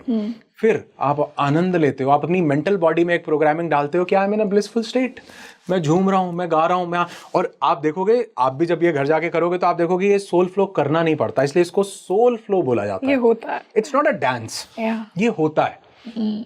जब वो होता है तो वो कहां से हो रहा है? आप देखोगे शरीर तो कर ही नहीं रहा, मैं ये स्टेप मैं नहीं कर रही हूं, ये अपने आप हो रहा है। और जब वो अपने आप होता है तो आप देखते हो कि आप उस चेतना के साथ कनेक्टेड हो, और फिर आप उसको उस जगह को ऑब्जर्व करते हो जहां पर चेतना ने आपको बताया कि भारीपन था, कुछ भी था, चीजें डिसॉल्व होती हैं। लोगों को कैसी भी कोई डिजीजेस के साथ लोग होते हैं, अगर वो इस प्रोसेस को लगातार करते हैं, वो हील होने लगते हैं, उनकी बॉडी रिपेयर होने लगती है, उनके मेंटल बर्डन्स खत्म होने लगते हैं। डीप में जाएंगे तो कार्मिक कनेक्शंस रिजॉल्व होने लगते हैं, क्योंकि आप इतने प्रेजेंट स्टेट में आ गए कि आप उस फ्रीक्वेंसी पर हो ही नहीं जिस फ्रीक्वेंसी को कार्मिक बर्डन्स ढूंढ रहे थे। रियली तो मतलब आपकी फ्रीक्वेंसी राइज हो रही है यहाँ से, और कार्मिक कनेक्शंस को भी आप इससे डिसॉल्व कर सकते हैं। कार्मिक कनेक्शन बॉडी बेस्ड है ही नहीं। जब हम मान लो कार्मिक कनेक्शन का साइंस समझें तो वो है क्या, कि हमने कभी भी कुछ किया था, पास्ट लाइफ में भी कुछ किया था, कुछ जन्मों में भी कुछ किया था, तो वो भी हमें मिलता है। लेकिन जब हमने पिछले जन्म में अपनी बॉडी छोड़ दी तो हमें कैसे मिल रहा है? क्योंकि वो स्टोर्ड है कहीं ना कहीं, वो करना कहाँ? सबकॉन्शियसली। सबकॉन्शियस तो बॉडी होती है, सब your body is your subconscious mind. हमने वो सबकॉन्शियस में स्टोर नहीं है, वो हमारे मनोमय कोश में, विज्ञानमय कोश में उसके इम्प्रिंट्स हमारे पास स्टोर्ड हैं। वो हमारी चेतना के साथ भी जुड़े रहते हैं। तो जब हमारी बॉडी चली गई तो भी वो उस चेतना के साथ जुड़े हैं। हमने फिर से जन्म लिया, वो फिर से आ गए, तो वो बॉडी के साथ तो नहीं जुड़े, वो उस चेतना, उस फ्रीक्वेंसी के साथ जुड़े हैं जिस फ्रीक्वेंसी पर आप थे। बिल्कुल। और अगर वो फ्रीक्वेंसी वहां से बदल जाए, मान लीजिए आपका एड्रेस है B532 सेक्टर 10 मुंबई, अब आपने मुझे ये एड्रेस दिया और मैंने आपके एड्रेस पर आपको एक कुछ भी गलत चीज भेजी, मान लो। अब आपने एड्रेस ही चेंज कर लिया, कितने % चांसेस हैं कि वो चीज आपको मिलेगी? मिलेगी नहीं, क्योंकि वो तो उस एड्रेस पे गई है। आप जब घूम फिर के वापस उस एड्रेस पे आएंगे, सेक्टर 10 मुंबई या जो भी, तो वो आपको दोबारा मिलेगी। लेकिन अगर आप वहां से निकल ही गए तो क्या वो चीज आपको मिलेगी? कभी भी नहीं मिलेगी। अच्छी बुरी कुछ भी नहीं। Are you getting this thing? कुछ भी नहीं मिलेगा। मतलब एक इंसान यहां गबन करके फ्लाइट लेके लंदन चला जाता है, आप ढूंढते रह जाते हो। अगर वो कहां से पकड़े भैया, कहां से लोन लें, कहां से क्या करें, वो एड्रेस चेंज हो गया। ऐसे ही ये जो मेंटल एड्रेस जब चेंज होता है, जब आपकी फ्रीक्वेंसी हाई होती है, आप ऊपर जाते हो, तो वो जो पिछली चीजें हैं ना, वो तो उस व्यक्ति को मिलनी थी जो उस फ्रीक्वेंसी पर था। आपने अपनी फ्रीक्वेंसी को ही, अपनी वाइब्रेशन को ही चेंज कर लिया। आपने एक, ये सबसे बड़ा एग्जाम्पल तो हमारे सामने अंगुलीमाल और बुद्ध का है। अंगुलीमाल कितना बड़ा डाकू था, 100 लोगों की उंगलियां काट दी, गर्दन काट दी, कर दिए, लेकिन बुद्ध के संपर्क में आया, फ्रीक्वेंसी जो यहां थी वो यहां हुई। अब वो बुद्ध हो गया है, अब वो एक सन्यासी हो गया है। अब उसको कोई, लोग भी कह रहे हैं कि यार ये डाकू था, और लोग आकर के 6 महीने के बाद उसके पांव पड़ रहे हैं कि ये बुद्धत्व को उपलब्ध हो गया व्यक्ति। उनको तो उसको गोली मारनी चाहिए, उसकी उंगलियां काट देनी चाहिए, लेकिन वो कह रहे हैं कि अब ये यहां पर है। तो अब यहां पर जो लोग हैं, जो इस फ्रीक्वेंसी पर है, वो उसको आके मिल रहे हैं, प्रणाम कर रहे हैं, उसके साथ उससे दीक्षा ले रहे हैं, उससे ज्ञान ले रहे हैं। क्यों? क्योंकि उसकी फ्रीक्वेंसी चेंज हो गई। तो जब हम ये प्रोसेस करते हैं तो हमारी फ्रीक्वेंसी एक्चुअल में चेंज हो जाती है, जो हायर स्टेट में हमको एलिवेट करती है। तो वो जो गिल्ट था, वो शेम था, और ये बकायदा एक बुक है, इस बुक का नाम है the map of consciousness explained by David Hawkins. The map of consciousness explained. हाँ, उन्होंने कॉन्शियसनेस का एक मैप बनाया है कि हमारी चेतना, उसमें उन्होंने 20 से इसका मार्कर शुरू किया है, और 20 से लेके इसको 1000 तक लेकर के गए हैं कि हमारी चेतना जब शेम में होती है तो वो 20 पर होती है। जब वो गिल्ट में होती है तो वो 30 पे होती है। ऐसे ही 700 पे लव और ग्रैटिट्यूड को दिया गया है, उन्होंने दिया जब उन्होंने एक्सपेरिमेंट्स किए लोगों पे। तो जब आप ये स्टेट चेंज करते हो ना, और आप प्रेजेंट मोमेंट में आते हो, you are already in bliss, I am in love, I am in a blissful state, मैं ग्रेटफुल हूं उसके लिए। अदरवाइज जब आप ग्रीफ में हो, सॉरो में हो, you are not grateful for anything, you are not in love, you are not in peace. तो वो स्टेट चेंज होती है, मेंटल स्टेट चेंज होती है, because your mind doesn't know the difference between imagination and reality.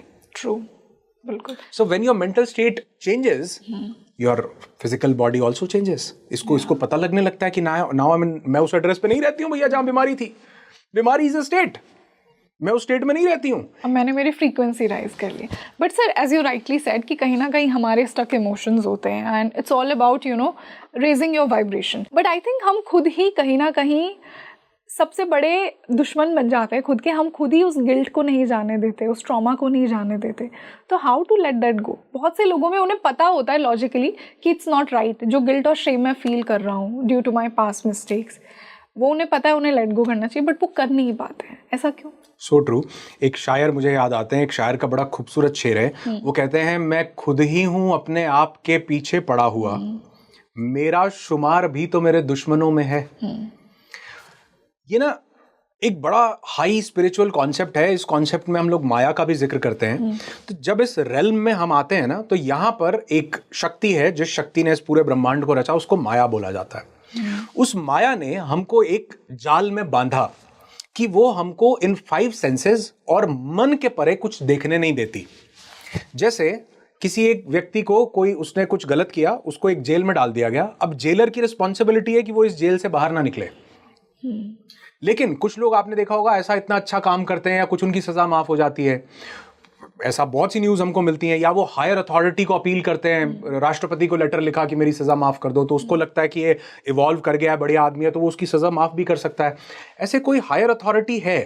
True.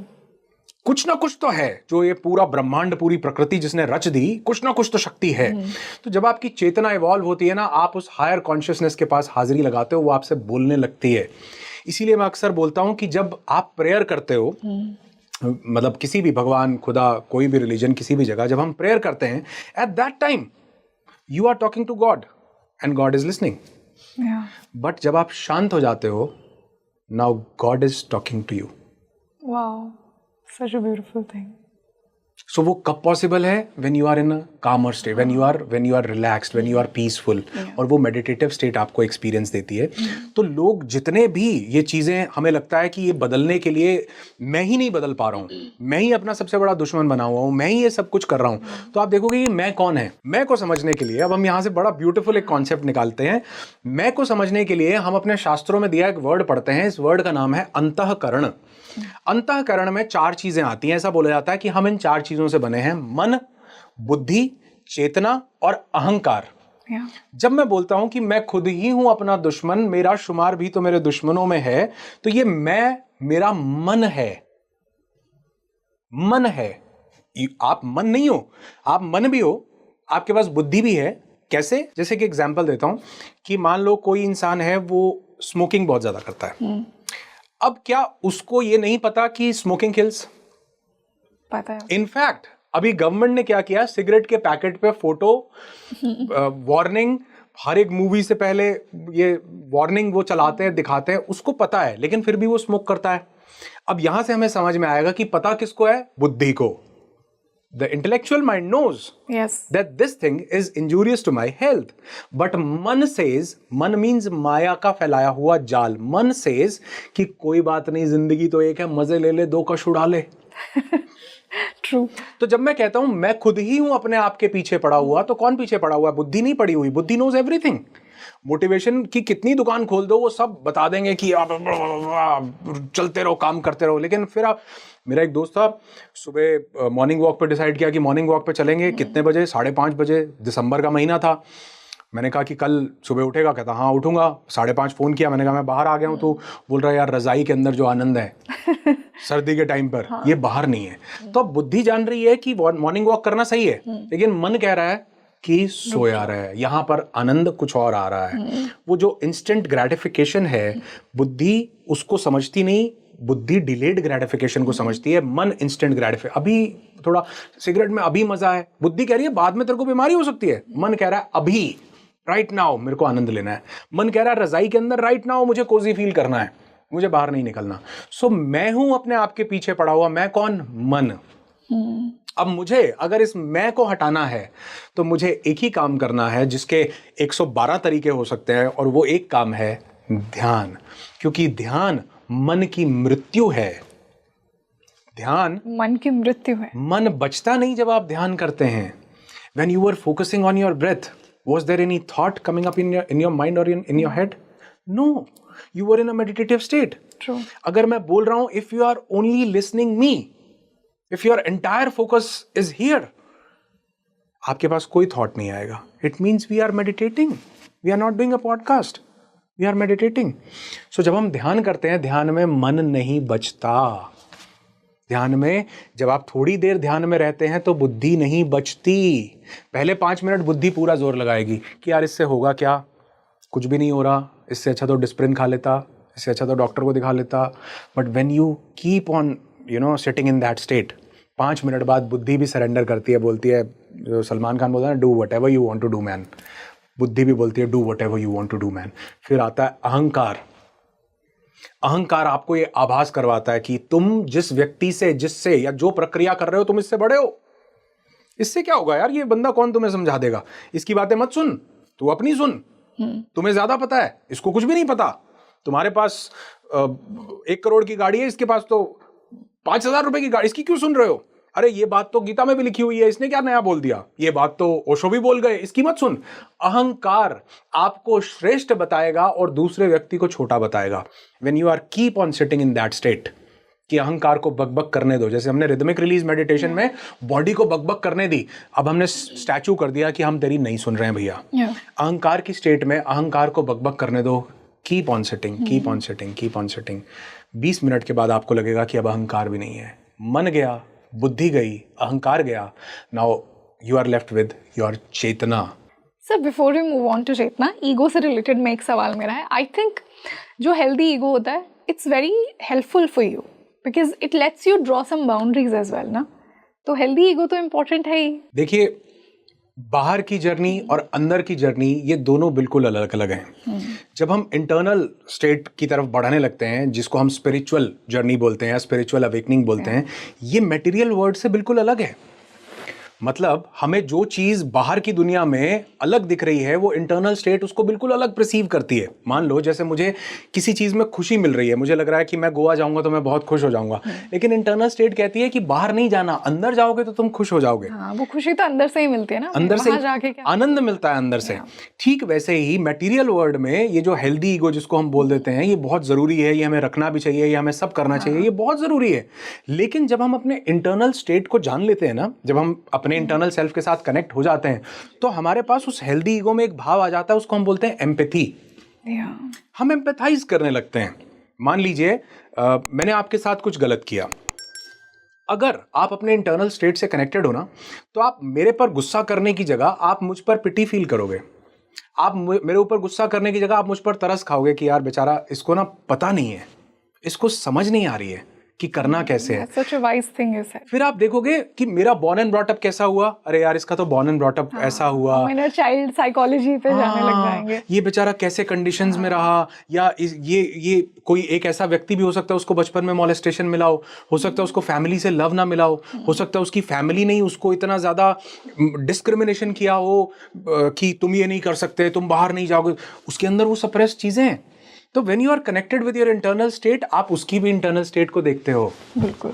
आप देखते हो कि यार ये जहां से बात कर रहा ना, ये बिल्कुल ठीक है, क्योंकि अगर मैं if I would have been there, तो शायद मेरी कंडीशनिंग भी ऐसी होती, मेरी भी ऐसी होती. So beautiful. अब ये जो है, ये ट्रांसफॉर्मेशन कब आता है? जब आप इंटरनल अपनी जो जर्नी है, इंटरनल यात्रा है, जब आप उस पर चलते हो, तो वो जो मटेरियलिस्टिक ईगो है ना, जो हेल्दी ईगो है, वो भी हमारी शिफ्ट होने लगती है. उसमें भी एम्पैथी आने लगती है, उसको भी हम ब्यूटिफाई कर लेते हैं. तो उसमें भी अहंकार, ये देखिए, अहंकार के 2 चरण हैं. एक कि मैं बेस्ट हूं, एक मैं ही बेस्ट हूं, एक मैं अमीर हूं, हो सकता हूं, एक बाकी सब गरीब हैं.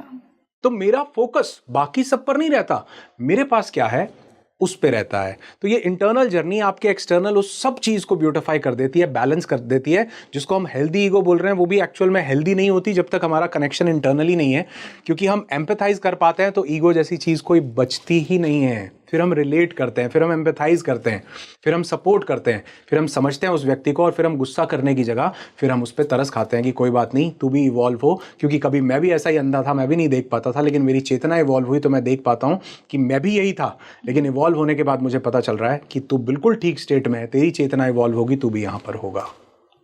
Very beautifully explain sir. तो ये जो हमने कनेक्शन समझा, इमोशनल रिलीज समझा, इसी से मैं एक और टर्म पर आना चाहूँगी। कहीं ना कहीं ये स्पिरिचुअल हीलिंग ही एक प्रकार की।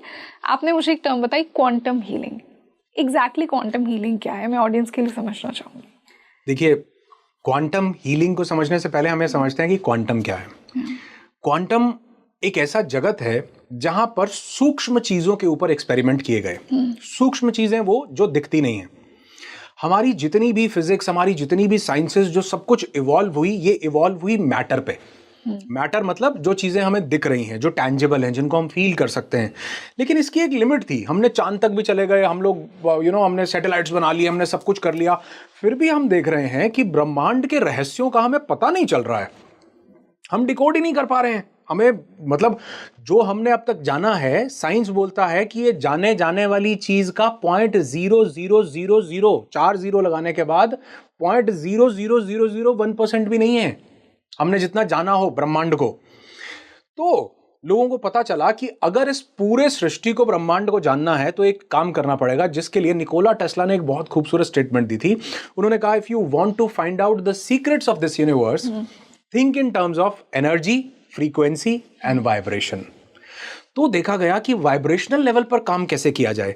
तो उन्होंने जो हमारा एटम है, एटम का जो सबसे छोटा जो एनर्जी पैकेट होता है, मतलब एटम के अंदर इलेक्ट्रॉन, प्रोटॉन, न्यूट्रॉन होते हैं, लेकिन एटम सबसे स्मॉलेस्ट यूनिट माना जाता है क्योंकि it can not be broken down chemically. उसके अंदर जो एनर्जी के पैकेट्स हैं उनको बोला जाता है क्वांटा।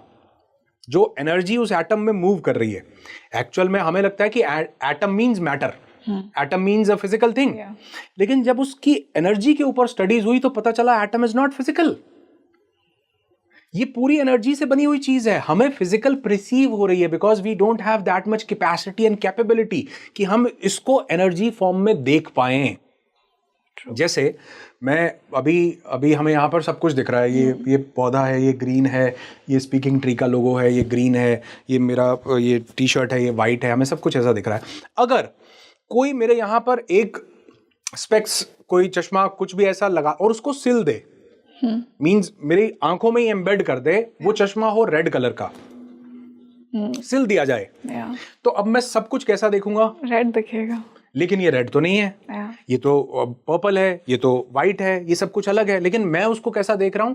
ऐसे ही माया ने इन 5 सेंसेस के थ्रू हमारे पास सिल दिया कि तुम इसको ऐसा ही देखोगे, तुम इसको, क्योंकि तुम इस जेल में बंद हो, माया से बाहर नहीं निकलने दूंगी। उस माया से बाहर न निकल पाए तो हमको ये 5 सेंसेस दी गई। हम इन 5 सेंसेस से हम इस ग्लास को सॉलिड देख पाते हैं, हम इसको सॉलिड देख पाते हैं, हम इसको सॉलिड देख पाते हैं, लेकिन एक्चुअल में ये एनर्जी है। उस एनर्जी, वो जो डीपेस्ट सब्सटेंस जो है वो क्वांटा है। अब हमने ये देखा कि अगर बाहर से कुछ बदलो तो कुछ नहीं बदलता। कैसे? एक इंसान एक डॉक्टर के पास गया, उसने बोला कि मेरा बॉडी में कहीं स्टोन हो रहा है, मान लीजिए गॉल ब्लैडर में हो रहा है। डॉक्टर ने उसकी सर्जरी कर दी, गॉल ब्लैडर रिमूव कर दिया। थोड़े दिन बाद पता चला कि अब ये किडनी में हो रहा है, अब ये कहीं और हो रहा है। हमने रूट कॉज पे काम नहीं किया, हमने किस पे काम किया? बॉडी पे, सुपरफिशियल लेवल पे। जबकि रूट कॉज क्या था? हो सकता है कुछ इमोशनल अब्यूज हो रखा हो उस इंसान के साथ, हो सकता है कोई चाइल्डहुड ट्रॉमा हो, कोई पेनफुल मेमोरीज हो जिसने ये चीज क्रिएट की हो। क्योंकि अभी जब हम पीछे से कनेक्ट करें कि our body is a by product of the chemical release, जो भी हमारी बॉडी में केमिकल्स प्रोड्यूस हो रहे हैं, ये शरीर उसी से गवर्न हो रहा है। और केमिकल्स किससे रिलीज हो रहे हैं? इमोशन से। इमोशन, जो भाव हमारे पास है, if I am happy I am releasing oxytocin and serotonin, if I am in sad mood या डिप्रेस्ड या इन एंगर तो ऑक्सीटोसिन या फिर एड्रेनलिन हमारी बॉडी से रिलीज हो रहा है। तो हमने ये देखा कि सब कुछ भावनात्मक स्तर पर काम कर रहा है, and our emotion is a state of vibration.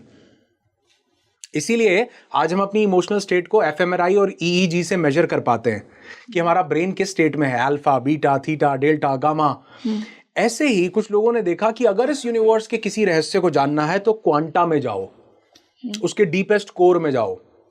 तो उन्होंने जब क्वांटा को स्टडी किया, क्वांटम को स्टडी किया, तो पता चला, एक थ्योरी डिस्कवर हुई, क्वांटम फिजिसिस्ट ने ये थ्योरी दी कि everything is evolved from the state of consciousness. चेतना ही मूल था, जिसको हमने बिग बैंग बोला। वहां से चेतना एक्सपैंड करना शुरू हुई, फिर धीरे धीरे वो उसने मैटर का रूप लेना शुरू किया, फिर वो ठंडी हुई, फिर वो गर्म हुई, फिर से ठंडी हुई, प्लैनेट्स बने, प्लैनेट्स फूटे, फिर उससे ऑक्सीजन, हीलियम, कार्बन, ये सब मॉलिक्यूल्स निकले, फिर धीरे धीरे लाइफ शुरू हुई। सबसे पहला सिंगल सेल जीव आया, अमीबा, ये सब इवॉल्व कहां से हुआ? उस कॉन्शियसनेस से।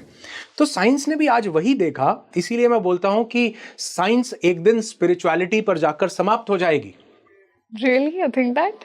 क्योंकि आप देखो कि वो लोग जो स्पिरिचुअल थे वो सबसे बड़े साइंटिस्ट थे। बिल्कुल, ऋषिज, योगी, हमारे ऋषिज, हमारे योगी साइंटिस्ट थे। हम उनको, वो किस चीज के साथ, अभी मान लो कोई साइंटिस्ट है नासा में, कोई साइंटिस्ट है, कोई किसी लैब में कोई काम कर रहा है, वो किस चीज पे काम कर रहा है? वो काम कर रहा है मैटर पे। वो किस चीज के साइंटिस्ट थे? वो साइंटिस्ट थे एनर्जी के, वो साइंटिस्ट थे क्वांटम के, उस सूक्ष्म चेतना के, जिसके थ्रू ये सब कुछ इवॉल्व हुआ। और मैं अक्सर एक एग्जांपल देता हूं, मैं आपको भी देना चाहूंगा। एक व्यक्ति हुए, उनका नाम था गैलीलियो गैलीली। टेलीस्कोप बनाया उन्होंने। गैलीलियो गैलीली 1600 एडी में हुए, क्राइस्ट के 1600 साल बाद। वो टेलीस्कोप उन्होंने बनाया। टेलीस्कोप से हमने देखा कि वो सन है, वो मून है, वो अच्छा, इससे पहले हमें लगता था कि सन इज रिवॉल्विंग अराउंड अर्थ। ये एक मिसकंसेप्शन था लोगों में, और लोगों को लगता था अर्थ फ्लैट है। कई ग्रंथों में भी लिखा हुआ है धरती चपटी है, क्योंकि हमें गोल तो कहीं से दिख ही नहीं रही, जहां चलते जाओ सीधा ही सीधा है। गैलीलियो गैलीली बोलता था कि अगर धरती फ्लैट है, चपटी है, मतलब ऐसा फ्लैट है, तो मुझे इसका एंड दिखाओ, मैं वहां से कूदना चाहूंगा। वो उसके अंदर ये था कि मुझे ढूंढना है। अब उसने 1600 एडी में जब टेलीस्कोप बनाया तो पता चला कि sun is not revolving around earth, we are revolving around sun. Moon है, मार्स है, क्योंकि अगर टेलीस्कोप ही नहीं है तो आप देख कैसे पाओगे? फिर देखा, फिर पता चला इसकी दूरी कितनी है, फिर पता चला यहां से हम अपना सैटेलाइट भेज सकते हैं, सब कुछ कर सकते हैं। कब हुआ ये? मैं बता रहा हूं 1600 एडी में, यानी अभी से कितने साल पीछे जाएं तो 400 साल पीछे जाओ तो 400 साल पहले हुआ। भैया हमारे हिंदुस्तान में 5-5 हजार साल पुराने नवग्रह के मंदिर हैं।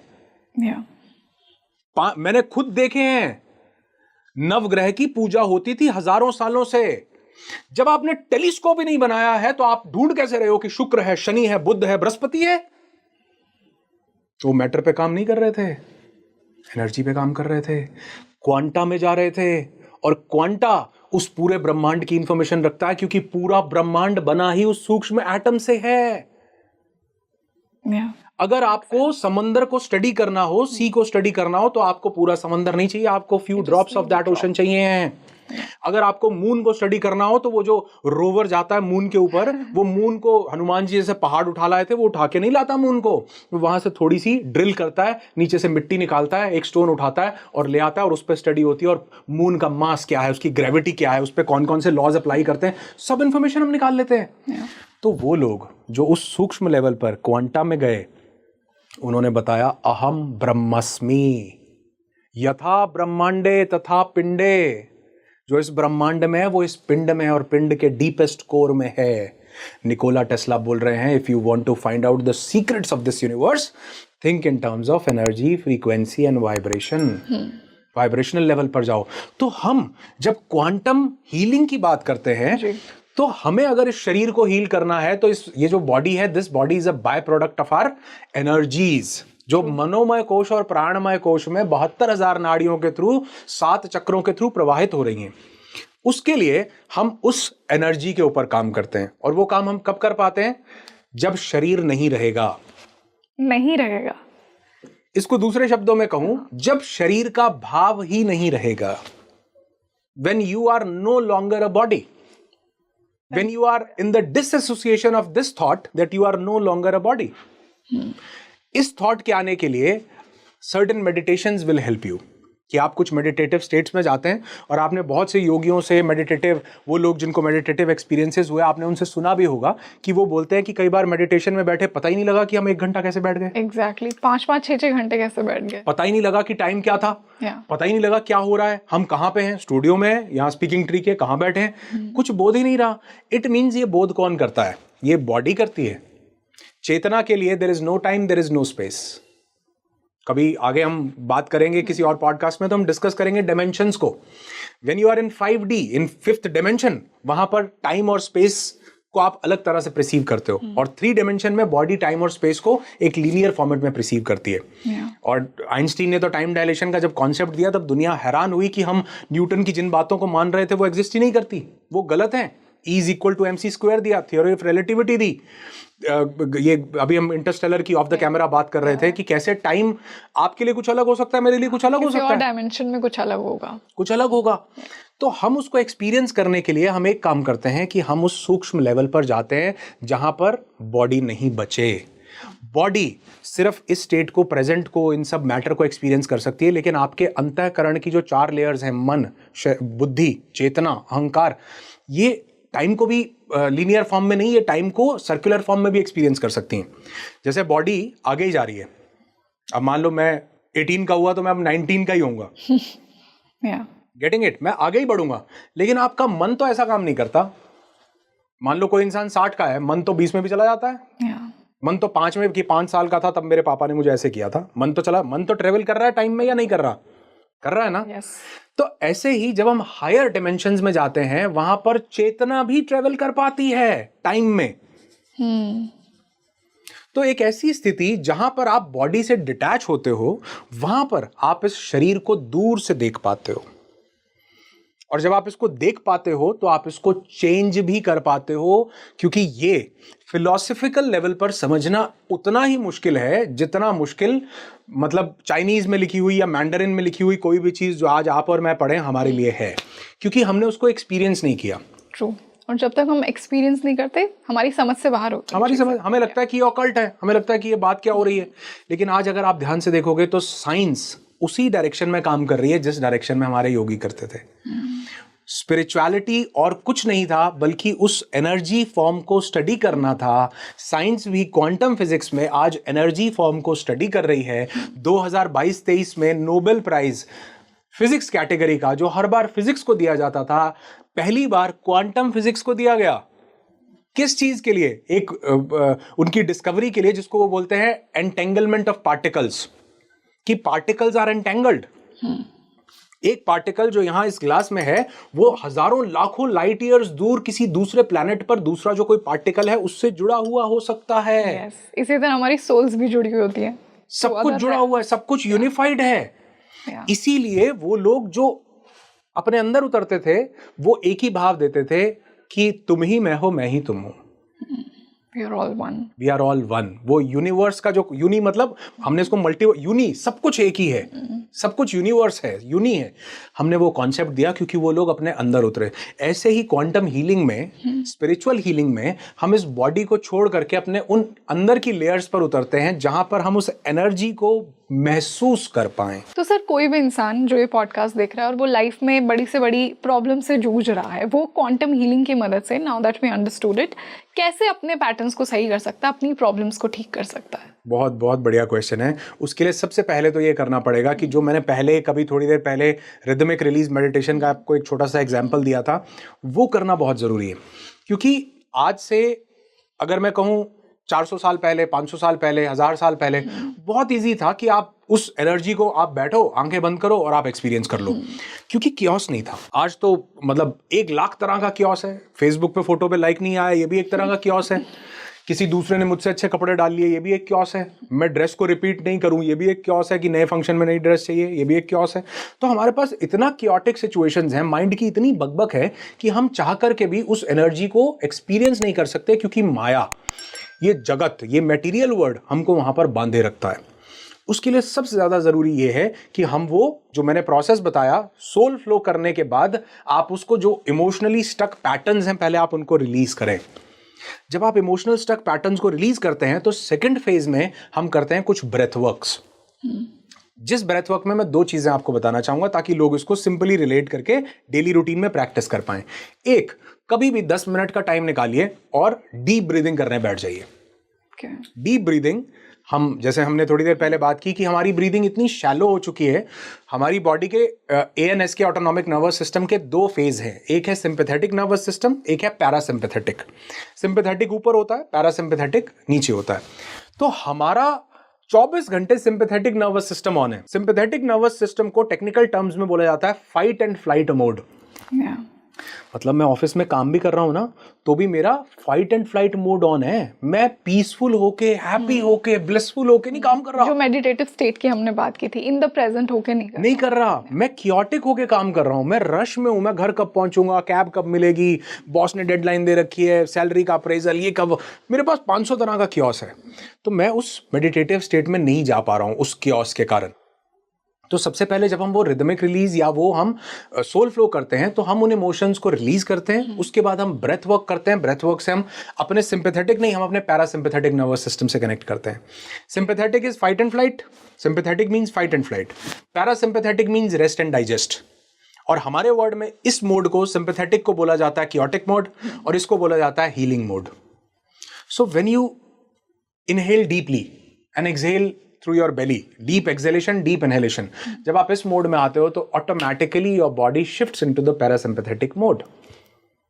मींस ये समझती है, वो आमिर खान बोलते हैं ना, ऑल इज वेल चाचू।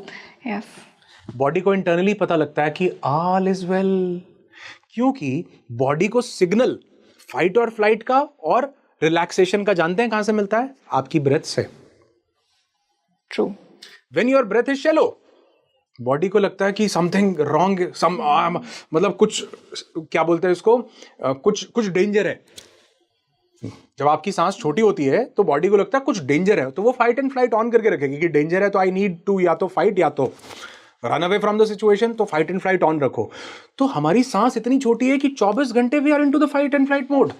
24 घंटे we are into the sympathetic nervous system mode. जैसे ही आपने डीप ब्रेथ लिया, 5 minute your body shifts the mode from sympathetic to parasympathetic, which is the mode of rest and digest, which is the mode of healing, which is the mode of peace. तो बहुत बड़ा role breath work का है। I would say कि breath work का ही सबसे बड़ा role है। हर एक चीज का सबसे बड़ा रोल है। हम जिस स्टेप पर जाते जाएंगे उस स्टेप, क्योंकि अगर हमने पहला जो प्रोसेस किया, जिसको हम इवेंट्स में जब करते हैं, हम उसको नो दाई सेल्फ में उसको रिदमिक रिलीज प्रोसेस बोलते हैं। क्योंकि अगर हमने वो बॉडी से इमोशंस को शेड नहीं किया, तो हम जो सांसों के प्रोसेस में सेकेंड फेज में ब्रेथ वर्क करेंगे ना, वो मैकेनिकल हो जाएगा। मींस हम उसको कर तो रहे हैं, पर वो हम पर कुछ इंपैक्ट नहीं डाल रहा है। मैं एक अंदर किसी जगह पर, मान लो यहां पर बैठा हूं और यहां पर एक टफ एंड ग्लास लगा हुआ है जो बिल्कुल साउंड प्रूफ है। अगर बाहर से कोई नॉक करता रहे, कितना ही नॉक करता रहे, मेरे तक आवाज नहीं आएगी। लेकिन अगर मैंने वहां से वो ग्लास को साउंड प्रूफ की जगह नॉर्मल ग्लास कर दिया, तो अब वो जरा सा भी नॉक करेगा, मुझे अच्छा हाँ, फिर मैं उसको रिस्पॉन्स दूंगा। मेरी ब्रेथ रिस्पॉन्स तब देगी जब मैंने वो टफ एंड ग्लास हटाया। मींस वो रिदमिक रिलीज करके मैंने उन इमोशंस का जो बैगेज रखा हुआ था वो हटाया। अगर मैं बिना उसके ब्रेथ वर्क कर रहा हूं, तो जब मैं ब्रेथ वर्क से उठूंगा, I am again into that chaotic situation. मेरा तो मन फिर से मुझे खींच रहा है कि यार ये ब्रेथ वर्क से क्या होता है, 5 मिनट बैठ के टाइम खराब किया तूने जी। लेकिन अगर आपने वो इमोशनल रिलीज किया है, रिदमिक रिलीज किया है, फिर आप ब्रेथ वर्क करते हो, तो ये आपको ना परमानेंटली वो स्टेट देता है। एक तो है छू के आ जाना, ब्रेथ वर्क किया 5 मिनट जब मैंने किया, I am into that state, मैं रिलैक्स्ड हूँ, बिल्कुल काम हूँ। आप कहोगे बहुत अच्छा लगा, बहुत मजा आया, again you are into that chaotic state. लेकिन अगर आपने रिलीज करने के बाद ब्रेथ वर्क किया, आप कहोगे कि यार ब्रेथ वर्क करने के बाद भी आई एम फीलिंग काम, काम करने का मन ही नहीं कर रहा, मजा आ रहा है, आनंद हो रहा है बिल्कुल। सेकेंड लेवल पर हम वो डीप ब्रीदिंग प्रैक्टिसेस करते हैं, जिसमें पहली प्रैक्टिस है डीप ब्रीदिंग करना, और दूसरी प्रैक्टिस है सिर्फ ब्रेथ को ऑब्जर्व करना। Become the observer of your breath. Beautiful. सांस आई, सांस गई, सांस आई, सांस गई। 10 मिनट्स लगातार डीप ब्रीदिंग। 5 सेकंड्स का इनहेल, 5 सेकंड का एक्सहेल, 5 सेकंड्स का इनहेल, 5 सेकंड्स का एक्सहेल। 10 मिनट्स में ये प्रोसेस खत्म। फिर जितना आपका मन करता है, 5 minutes, 10 minutes, 15 minutes, depending upon the time you have, जितना आपके पास टाइम है, बिकम एन ऑब्जर्वर। सांस आ रही है, सांस जा रही है, सांस आ रही है, सांस जा रही है। This will reset your pranic system in your body. और सर इसको टाइम कितना लगेगा? मतलब आई अज्यूम कि जो भी ये पॉडकास्ट देखकर स्टार्ट कर रहा है, आज से अपने ब्रेथ वर्क को बैलेंस कर रहा है इस तरीके से, डीप ब्रीदिंग के तरीके से, तो टाइम कितना लगेगा कि वो नेचुरली उस स्टेट में पहुंच जाएगा? Because it would take time, I believe. बहुत बहुत अच्छा सवाल है। ये सब्जेक्टिव है। क्यों? मान लीजिए हम यहाँ पर हैं, अगर हम यहाँ पर डिग करना, हम गड्ढा खोदना शुरू करेंगे, तो कितनी देर में पानी आ जाएगा? कोई बोलेगा जी यहाँ पर 50 फीट नीचे पानी है।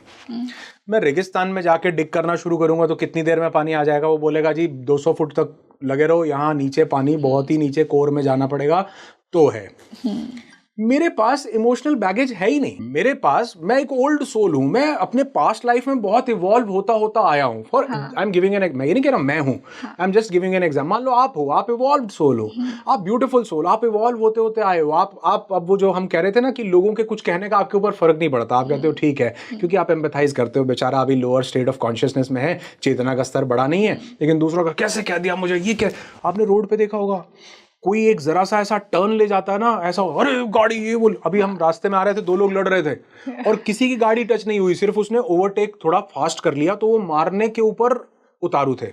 लेकिन वहीं जो इवॉल्व है वो कहेगा कोई बात नहीं, जल्दी में होगा, शायद हॉस्पिटल जा रहा, हुआ तो कुछ नहीं, रिलैक्स्ड रहा, वो उसको एम्पैथाइज करेगा। इन द सेम मैनर, अगर आपके पास इमोशनल बैगेजेस कम है, आप क्योटिक कम रहते हो, आप थोड़ी स्पिरिचुअल प्रैक्टिसेस करते हो, चैंटिंग करते हो, आपके घर में परिवार में ये माहौल बड़ा बढ़िया रहता है। कई लोग तो ऑफिस से घर जाते हैं, घर नर्क हो जाता है उनके लिए। घर वेट कर रहा होता है कि तुम कब आओ और तुमको हम धोएं। लिटरली मैं आपको सच, क्योंकि हमारे इवेंट्स में तो लोग आते हैं, मैं उनके एक्सपीरियंसेस सुनता हूँ, बोलते हैं सर हम घर नहीं जाना चाहते, घर नहीं जाना चाहते। कोई वाइफ बोल रही है कि मेरा हस्बैंड मेरे साथ ऐसा, कोई हस्बैंड बोल रहा है कि घर जाके मेरे को सिर्फ लड़ना ही है, तो मैं अवॉइड ही करता हूं कि 2 घंटा ट्रैफिक में ही फंसा रहा हूं। तो कहने का मतलब क्या है कि किसके पास कितना इमोशनल बैगेज है, किसके पास कितनी पेनफुल मेमोरीज रखी हुई हैं, किसके पास कितने जो है मोलेस्टेशन के फीलिंग्स या कोई बिचिंग या कोई पास्ट की पेनफुल मेमोरीज, या चाइल्डहुड कैसा था, कितना चाइल्डहुड नहीं, अगर हम इसको दूर से देखें तो पास्ट लाइफ भी कैसी थी। ट्रू। तो एक एग्जाम्पल है, एक कोई व्यक्ति थे, एक ऋषि के पास गए, उन्होंने ऋषि को कहा कि आप हमें ध्यान करना सिखाइए। उन्होंने कहा ठीक है बैठ जाओ, उन्होंने बिठा दिया, वो बैठे, ऐसा ध्यान करना है, वो बैठ गए। 3 महीने बाद वो उस ऋषि से पूछते हैं कि ध्यान नहीं हो रहा, मतलब कैसे गहरा ध्यान करें। तो जानते हो क्या जवाब देते हैं? क्या? वो कहते हैं कि तुम्हें 78 जन्म लगे हैं ये रियलाइज करने में कि मेडिटेट करना है, और तुम 3 महीने में सोच रहे हो कि ध्यान हो जाएगा। So it's a process evolve होने का। इसीलिए शायद किसी ने कहा when the student is ready teacher appears. जब शिष्य तैयार होता है गुरु आ जाता है। शिष्य तैयार होने का मतलब क्या है कि जब उसकी चेतना उस स्तर पर इवॉल्व होती है कि वो गुरु की उस बात को समझ सके। अदरवाइज 5-10 लोग पता नहीं हमारे साथ खड़े हमको कुछ समझा रहे हैं कि यार ये ऐसे, चल चल तुझे क्या पता।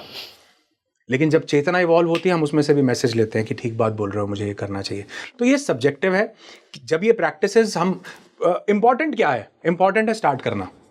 ये देखना नहीं कि मेरे पास तो चाइल्डहुड के बहुत सारे बर्डन्स हैं। हो सकता है आपके पास चाइल्डहुड के बर्डन्स हो, लेकिन पास्ट लाइफ में आप इवॉल्व होते होते यहाँ पर आए हो कि ये बर्डन अब आपके लिए एक लर्निंग बन जाएंगे। बिल्कुल। तो इंपॉर्टेंट ये है कि आप उस प्रोसेस को शुरू कीजिए, and gradually it will happen. Gradually it will happen. Lovely. And I am sure sir कि आज के इस पॉडकास्ट के बाद जो हीलिंग के इंटेंशन से हमने इस पॉडकास्ट को शुरू किया था, कुछ हमने नई टर्म्स को जाना, ऑल्दो आपने कहा कि हमेशा ही हमारे पास थी, इट्स जस्ट दैट हम अभी इन्हें साइंटिफिकली प्रूव कर रहे हैं। Science will become spiritual completely. तो आज हमने उन्हीं कॉन्सेप्ट्स को जाना, हीलिंग की बात की कि किस प्रकार आप अपने ट्रॉमा को, अपने इमोशनल पैटर्न्स को, अपने सबकॉन्शियस पैटर्न्स को रिलीज कर सकते हैं, खुद के चक्रों पर भी काम कर कर, क्योंकि आपके कहीं ना कहीं इमोशंस स्टक चक्रास में ही होते हैं। तो I think it was a full packed podcast on healing और बहुत अच्छा लगा। Your energy, your way of sharing this knowledge with us. It was wonderful to have you on the show. Thank you rangoli, thank you। और मैं अक्सर ये बात बोलता हूँ कि ये जो जिंदगी मिली है ना, ये खुद को जानने के लिए मिली है। तो 2 लाइंस में बोलता हूँ कि सब कुछ गूगल पर है, बस खुद को ढूंढना है। हाँ, सब कुछ गूगल पर है, बस खुद को ढूंढना है। और अगर इस दुनिया से जाना तय है, अगर इस दुनिया से जाना तय है तो खुद को जानकर जरूर जाना। नो दाई सेल्फ, अपने आप को जानो। अगर अपने आप को जान लिया तो मुझे लगता है कि आपकी न सिर्फ physical health, mental health, spiritual health, financial health, success, हर लेवल पर इंसान ग्रो करता है। जैसे अभी मैं ऑफ द कैमरा आपको एग्जांपल दे रहा था, किसी का बताया, तो लोगों ने कभी सोचा नहीं होता करोड़ों रुपए कहाँ से आ रहे हैं, पीस कहाँ से आ रहा है, हैप्पीनेस, अच्छे रिलेशनशिप्स, अच्छे लोग जिंदगी में, ब्लिस कहाँ से आ रहा है। वो सिर्फ खुद को जानने से आता है, जिसको हमने बहुत सारी लेयर से, स्पेशली इस फिजिकल लेयर से ढक कर रखा हुआ है। तो अगर जाना तय है तो खुद को जानकर जरूर जाना। No thy self. इसी के साथ thank you so much for having me here, और बहुत अच्छा लगा। और जैसे अभी रंगोली से भी बात हुई, इन्होंने जो रंग भरे इस पॉडकास्ट में तो बहुत ब्यूटीफुल थे। Thanks for having me here. Thank you so much sir for your positive words. तो आप मुझे कमेंट सेक्शन में बताइए, how did you like today's podcast? आपने कितना रिलेट किया? कौन से ऐसे आपकी लाइफ में पैटर्न्स हैं जो आपको लगता है आपको हील करने की ज़रूरत है? क्वांटम हीलिंग के बारे में क्या आप जानते हैं? क्या आप इन मेडिटेटिव टेक्निक्स को जो आज हमने डिस्कस की, इनको अपनी लाइफ में अप्लाई करेंगे? ब्रेथ वर्क के बारे में हमने जाना, कितना इंपॉर्टेंट रोल है देखिए हमारे प्राणों का। I think breath is our connection to God, to the supreme soul. तो उस ब्रेथ पर आप ज़रूर काम कीजिए और अपनी लाइफ में वो बैलेंस, वो पीस लेकर आइए। और आज के इस पॉडकास्ट से हमारा यही इंटेंशन था। तो आप मुझे बताइए आपको कैसा लगा आज का इंटरेक्शन, और आने वाले पॉडकास्ट में हम सर के साथ और कौन से टॉपिक्स पर बात करें ये भी मुझे बताइए। मैं स्पीकिंग ट्री पर आपके लिए यूं ही इंसाइटफुल डिस्कशंस लेकर आती रहूँगी। This is your host rangoli Sharma. I will see you in another podcast. नमस्ते।